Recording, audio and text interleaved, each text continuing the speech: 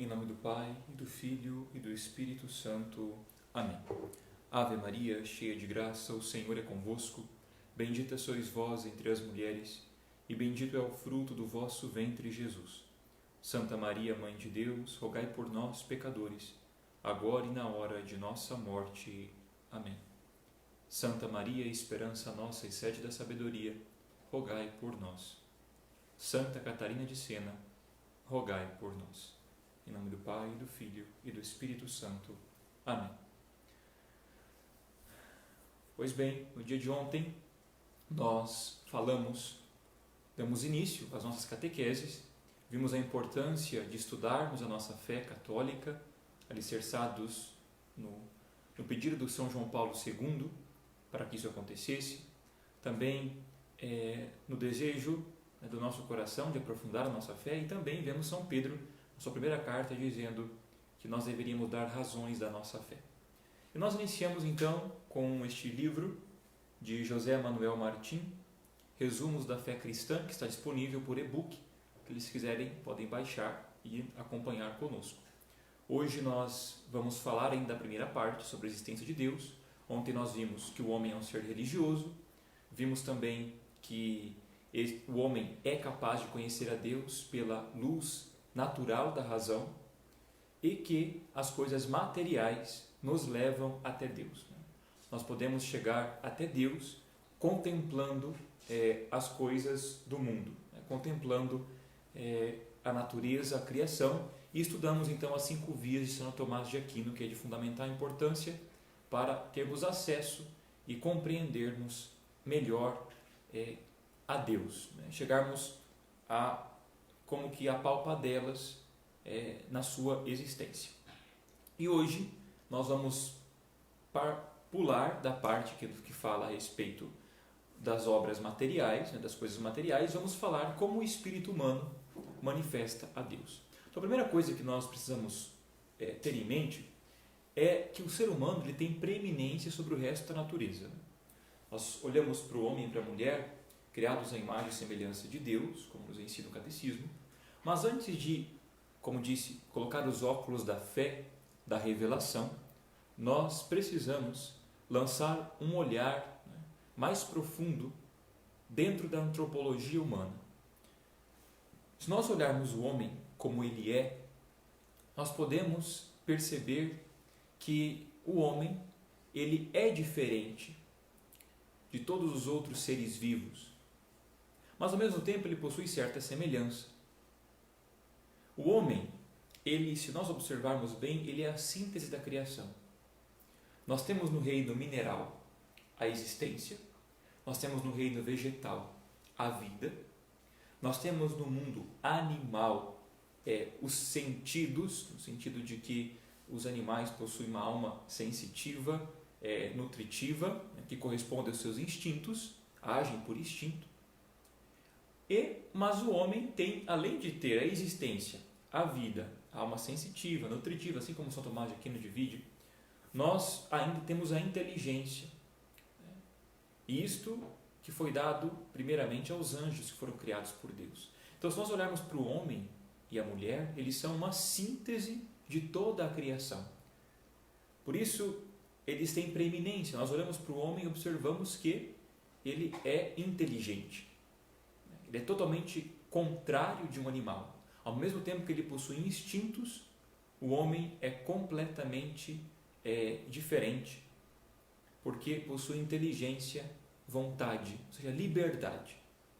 A nossa semelhança com Deus está na liberdade, está na vontade, está na nossa inteligência. O homem é o único capaz de refletir sobre a sua própria existência, sobre aquilo que tem de mais profundo das suas dúvidas. Como eu disse já no vídeo passado, onde estou, para onde vou, sobre a morte, sobre a vida. Então o homem ele é capaz de perceber a realidade à sua volta. Qualquer animal, planta, pedra não sabem que existe, mas somente o homem. O homem é capaz de olhar para a sua volta e dizer: eu existo. E o homem também, como vimos já, ele possui algo mais do que simplesmente uma racionalidade, né, que o prende aqui. Não, essa racionalidade, essa inteligência, vontade, liberdade, que posteriormente vamos introduzir o amor, transcendem. O homem consegue transcender. O homem é o único animal racional que consegue se ajoelhar ao lado da sua cama de noite e dizer: obrigado, Deus. É o único animal capaz de transcender. O Catecismo da Igreja Católica, número 33, nos ensina assim: com a sua abertura à verdade e à beleza, com o seu sentido do bem moral, com a sua liberdade e a voz da sua consciência, com a sua ânsia de infinito e de felicidade, o homem interroga-se sobre a existência de Deus. Nessas aberturas, ele destaca sinais da sua alma espiritual, ou seja, essas ânsias, essa busca pela felicidade, essa busca pelo amor, essa busca por algo que está fora de nós, com sentido que está fora de nós. Qualquer ser humano quer ser feliz. Isto nós podemos observar. Bom, existem sinais de uma alma espiritual aqui. Então, a presença de uma consciência moral que aprova o bem que fazemos e censura o mal que realizamos ou queríamos realizar, nos leva então a conhecer o sumo bem. Então, dentro de nós, dentro da nossa consciência, existe sim algo que nos diz é certo e é errado. Aqui nós temos uma consciência moral. Se nós olharmos para nós, isso é muito bom e é muito bonito, porque a abordagem fenomenológica da filosofia, ela nos leva por este caminho, né? Olhar o fenômeno em si, analisar o fenômeno em si, como ele é, como ele está. Então nós estamos vendo o homem dentro de uma realidade, não estamos lançando nenhum olhar ideológico, nenhum olhar preconceituoso, não. Estamos vendo o homem ali, como ele é, como ele se comporta em relação a si, em relação à natureza que está à sua volta, suas diferenças, semelhanças, aquilo que nós podemos constatar, todos nós podemos ver isso. E todos nós podemos olhar para dentro de nós e ver que sim, existe, de uma forma muito clara, uma ânsia e uma busca pela felicidade. E também, dentro de nós, algo que existe e que diz, é certo e é errado. O que você está fazendo é certo e o que você está fazendo é errado. Se eu pegar isso, né, matar, por exemplo, nós vamos ver isso depois dos 10 mandamentos, matar é mal, é errado. Por quê? Por quê? De onde vem isso? Essa consciência? Roubar, mentir, caluniar, desonrar o pai e a mãe. Os 10 mandamentos começam a brotar como uma consciência moral. Nós começamos a perceber isso. Isso a pessoa ela pode crer ou não crer. Dentro dela existe uma consciência moral. Fazer o que é certo e fazer aquilo que é errado. Então, desde a antiguidade, existe uma reflexão sobre a dimensão ética da ação do homem. Reflexão essa de que todo homem está capacitado, enquanto criado, à imagem e semelhança de Deus.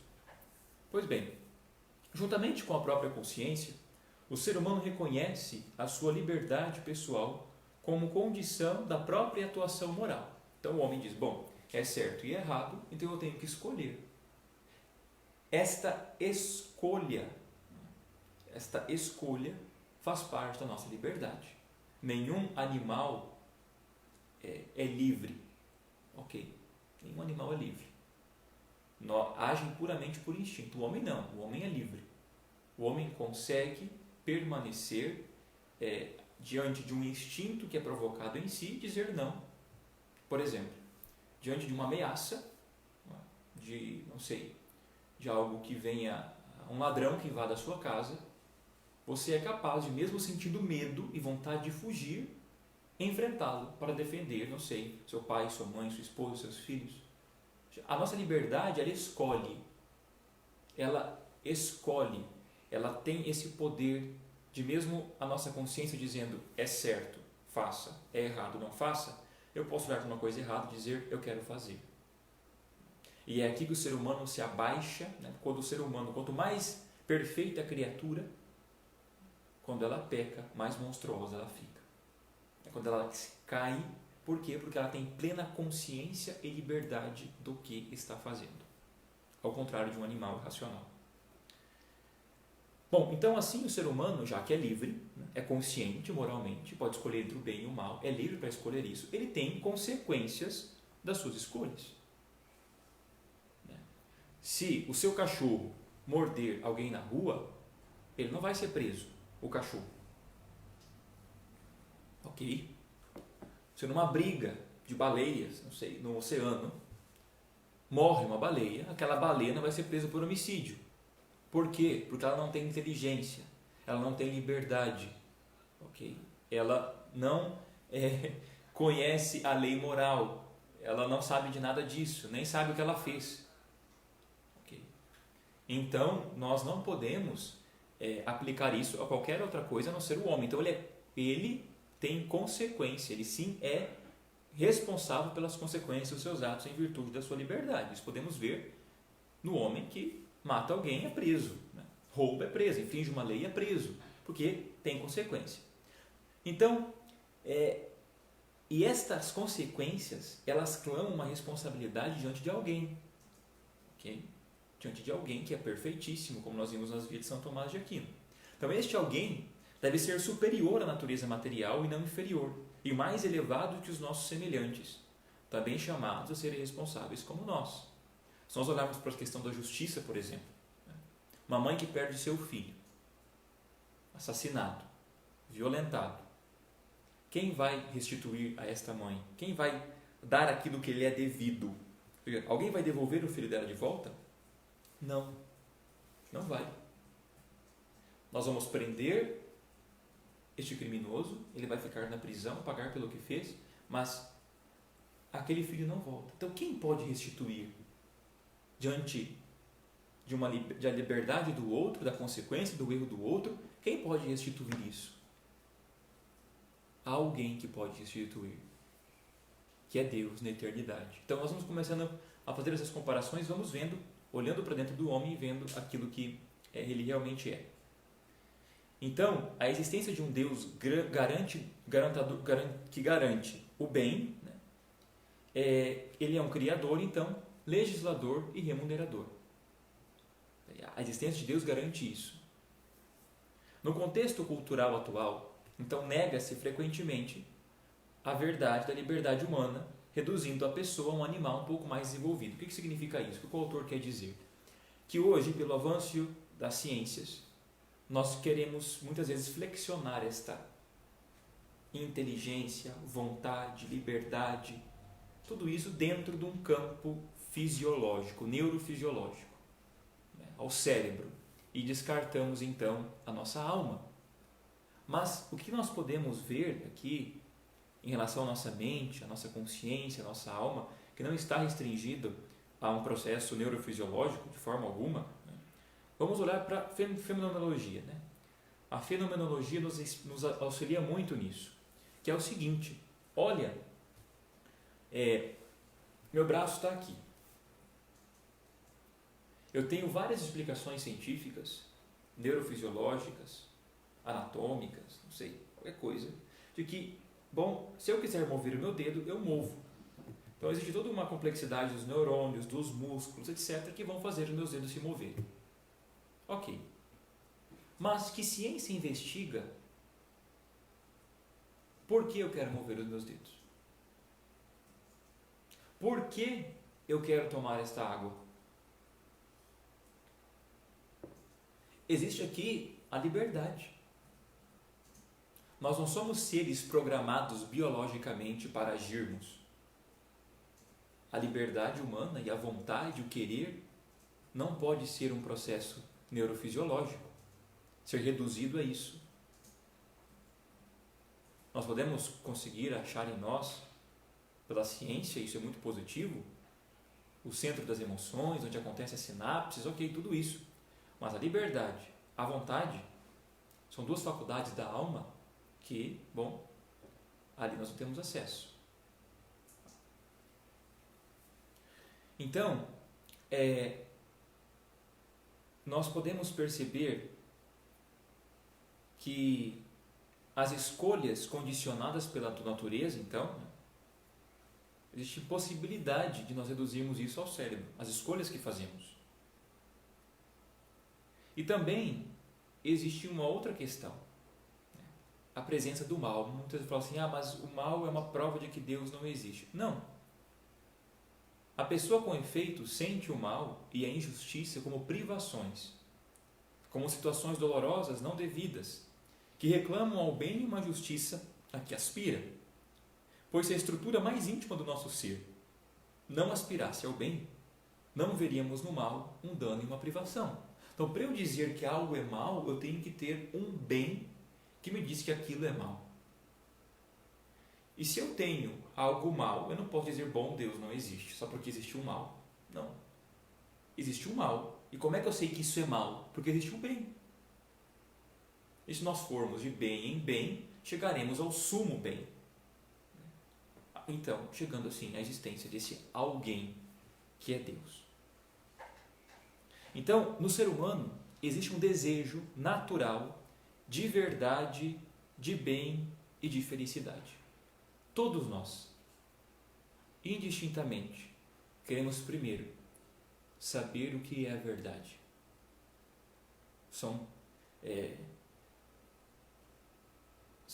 Pilatos perguntou ao nosso Senhor, quid est veritas?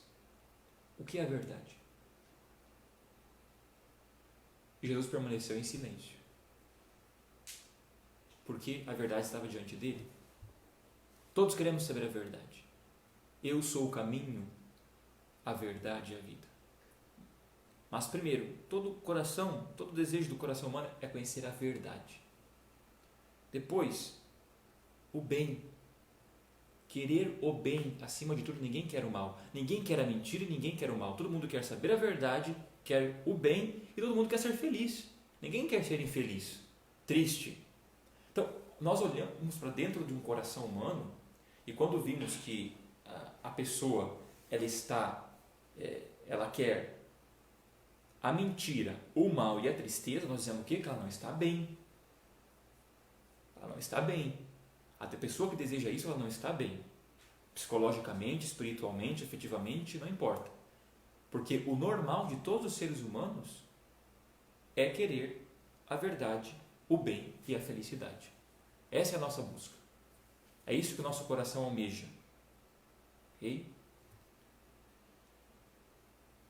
Nós podemos observar aqui dentro do campo desta consciência, dentro disso que nós estávamos falando, que São João Paulo II, quando escreveu a Veritatis Splendor, o esplendor da verdade, nós buscamos a verdade, São João Paulo II nos fala assim sobre a consciência e a verdade, o santuário do homem.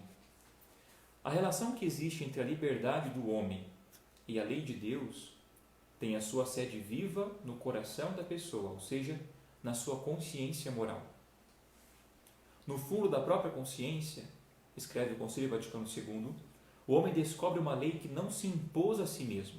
Ou seja, a consciência, a nossa consciência, é um lugar que somente nós podemos visitar.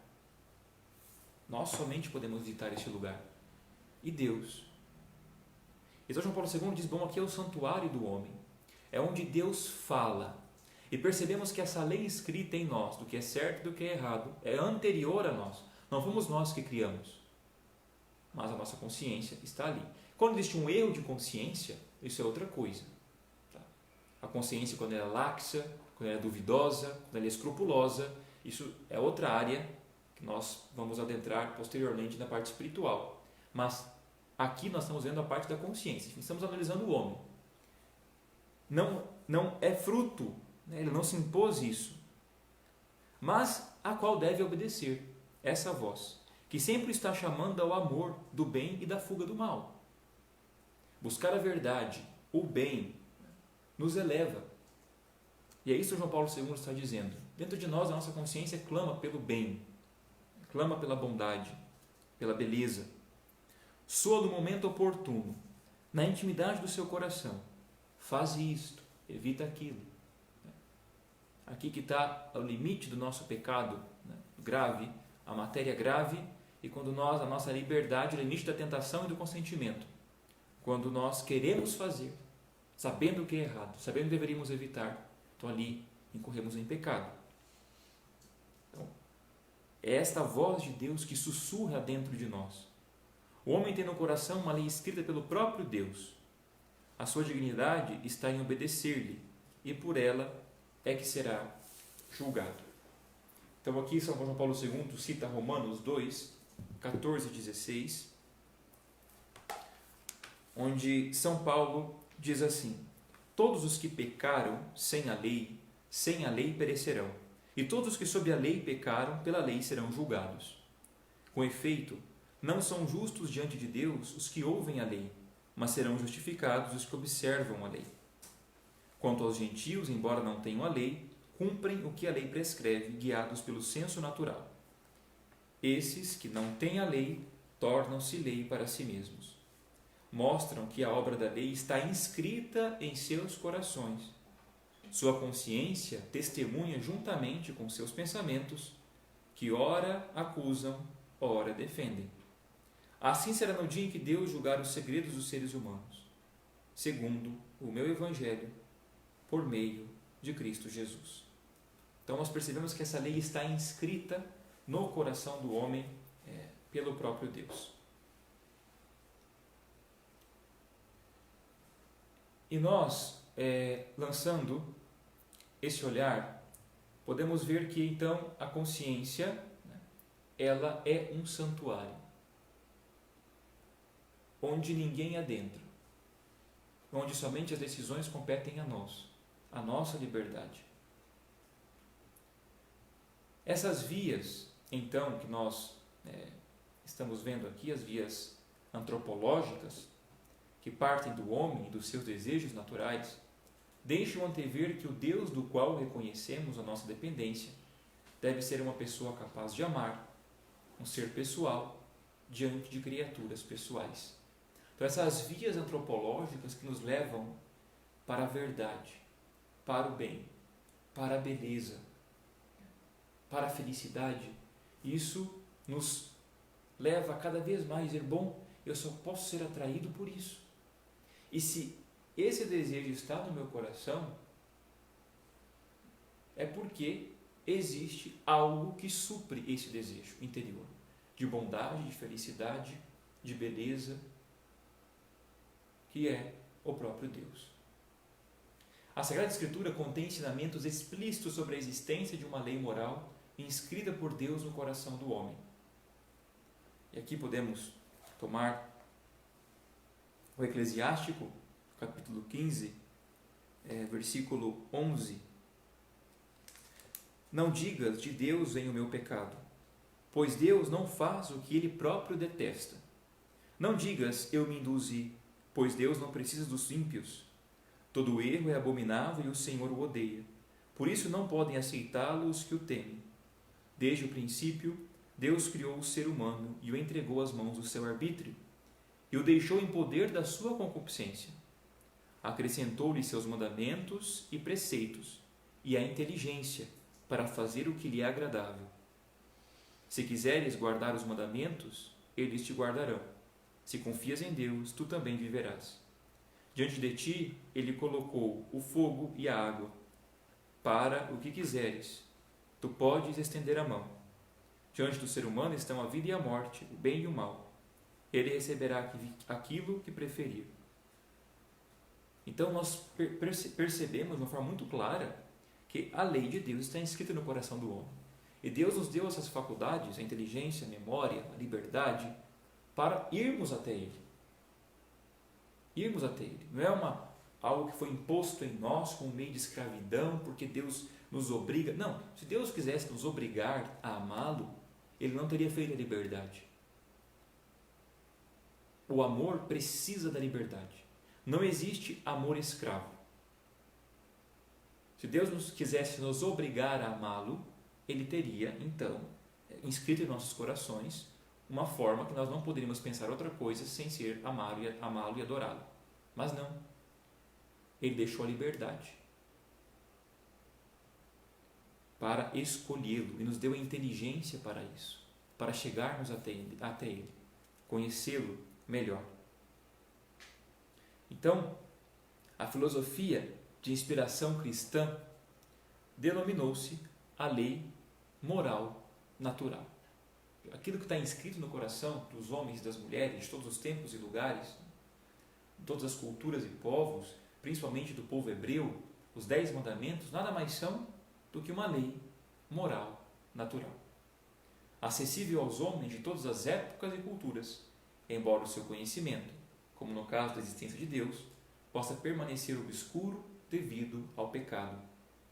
Então, essa lei está inscrita, mas como o pecado interferiu na nossa inteligência, na nossa capacidade, então muitas culturas e muitos povos se afastaram dessa verdade. Mas isso não quer dizer que no fundo do seu coração essa lei natural não está inscrita. O magistério da Igreja sublinhou repetidamente a existência da consciência humana e da liberdade como vias para chegar a Deus. Então, a consciência e a liberdade são vias expressas para nós chegarmos até Deus. Tá? Muito bem. Penso eu que hoje, amanhã, posteriormente, em outro vídeo, nós iremos falar sobre a negação de Deus, amanhã, e as causas do ateísmo, ok? Porque é outro capítulo e precisamos nos deter aqui, porque é algo um pouco mais complicado, não, mas exige respostas nossas, sim, ao mundo do ateísmo. Vemos as diferenças do ateísmo, né? O ateísmo positivo, o ateísmo prático, temos que ver essas distinções. Então vamos seguir por aí. Vamos responder as perguntas. Se alguém tiver alguma pergunta, pode deixar nos comentários, tanto agora no Facebook como posteriormente no YouTube. Bom, temos uma pergunta aqui. Padre, o que fazer para aumentar a minha fé em Deus? Às vezes me pergunto se Ele existe. Bom, que bom que se pergunta, né? Que bom que se pergunta. A dúvida faz parte da nossa fé cristã. Okay? Quem não duvida, no sentido positivo, de querer buscar mais, conhecer mais, aumentar a fé, vai ficar numa fé superficial, onde qualquer onda devasta, qualquer vento derruba. Então, a dúvida sobre a existência de Deus nos impele a buscá-lo mais, ok? Porém, para nós que temos fé, a nossa fé não precisa de uma prova existencial. A nossa fé diz, creio. Essa é a fé. Santo Agostinho diz, creio para entender. Nós cremos. Apesar das dúvidas virem, eu creio. Se eu estou duvidando agora ou não, não importa, eu creio. E a partir daí, eu começo um caminho. Que as minhas dúvidas sejam sanadas. Que eu não fique com aquilo na minha cabeça. Agora, é o contrário de um atentado contra a nossa fé. Quando nós vemos pensamentos de tentação contra a fé, blasfemos, então nós temos que agir contra esse pensamento. Pensar em outra coisa, olhar para a realidade, observar outras coisas e fugir desses pensamentos. Mas quando a dúvida é válida, precisamos ir atrás deste conhecimento, sim. Okay? E aumentar a fé é pedir, Senhor, aumenta a nossa fé. Em cada Santa Missa, em cada oração que fazemos, Senhor, aumenta a minha fé. Devemos crer no que os filósofos nos dizem sobre a existência de Deus ou devemos buscar outro modo para obtermos as respostas? Bom, nós devemos crer no que os filósofos católicos falam sobre a existência de Deus. Okay? Católicos que eu digo assim, os cristãos que existiram depois da cristandade. Ao contrário, ok, de outros filósofos que existiram antes, né? Que sabemos que Aristóteles tem uma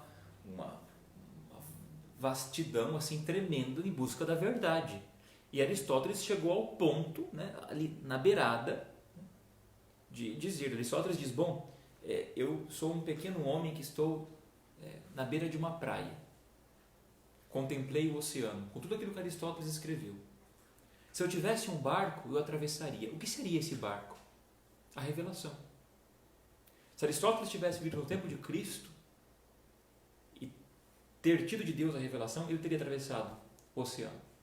Porque, como eu disse no vídeo passado, nós precisamos de uma contrapartida de Deus. Porém, agora nós estamos observando somente com a luz natural da razão, as coisas naturais, aquilo que existe e o homem, o espírito humano. E percebemos que sim, podemos acreditar no que os filósofos falam a respeito de Deus, na medida em que isso está certo, se aproxima da linha tênue da verdade. O verdadeiro filósofo é aquele que busca a verdade, tá?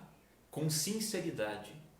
Não alguém que, já sabendo onde quer chegar, distorce a realidade com ideologias para chegar até o seu resultado. Ok? Então, é totalmente diferente. O filósofo honesto é aquele que busca. Daí nós temos São Tomás de Aquino, com um brilhante filósofo cristão que podemos ter acesso, e como nós vimos ontem, que nos aproximou da existência de Deus pelas 5 vias. Muito bem. Então, o que o Santo Sudário significa para nós cristãos? Bom, nós vamos falar disso depois, né? Mas o Santo Sudário é para nós, já comprovado pela ciência, comprovado por diversos estudos científicos, de que é um milagre, né? É um milagre, o tecido, a imagem impressa ali. Então, é um testemunho para nós, ok? Da ressurreição de Cristo. Porém, nós não podemos, não podemos nos prender a isto, ok? Nós não podemos nos prender a isso. Nós devemos crer em Deus. Nós não precisamos de acessórios para crer em Deus. Os acessórios, eles servem para fortificar a nossa fé, mas não são, de forma alguma, a razão da nossa fé. Entende? Não são. E não podem ser. Ok? Não podem. Se a gente começar a alicerçar a nossa fé nesses penduricários, ela é uma fé frágil. Okay? Uma fé que não tem sustentação. Mas ao contrário, os milagres eucarísticos, as aparições de Nossa Senhora, outros milagres que acontecem, o Santo Sudário, são sinais de que são sinais que fortificam, estruturam a nossa fé. Mas não podem estar, nossa fé não está fundada nisso. Nossa fé está fundada no testemunho dos apóstolos que viram o Jesus ressuscitado. Ok? Eu gostaria de terminar hoje esta catequese lendo uma passagem de São José Maria Escrivá, que está no livro Amigos de Deus. Agradecidos por nos apercebermos da felicidade a que estamos chamados, aprendemos que todas as criaturas foram tiradas do nada por Deus e para Deus. Quer as racionais, os homens, apesar de tão frequentemente perdermos a razão, quer as irracionais, as que percorrem a superfície da terra, ou habitam nas entranhas do mundo, ou cruzam o azul do céu, algumas delas até fitarem o sol nas alturas. Mas no meio desta maravilhosa variedade, só nós, homens, não falo aqui dos anjos, nos unimos ao Criador pelo exercício da nossa liberdade. Podemos prestar ou negar ao Senhor a glória que lhe corresponde como autor de tudo o que existe. Que passagem belíssima e que síntese podemos fazer dessa primeira parte em relação à criação das coisas naturais e o espírito do homem. Deus nos cria como seus filhos, nos dá liberdade, mesmo sabendo que podemos escolher não querer. Que isso não nos aconteça, mas que usemos a liberdade para almejá-lo, amá-lo, servi-lo, adorá-lo e conhecer. Nós os damos graças, Senhor Deus onipotente, por todos os vossos benefícios, vós que viveis e reinais pelos séculos dos séculos. Amém. Santa Catarina de Sena, rogai por nós. O Senhor esteja convosco e Ele está no meio de nós. Abençoe-vos o Deus Todo-Poderoso, Pai e Filho e Espírito Santo. Amém.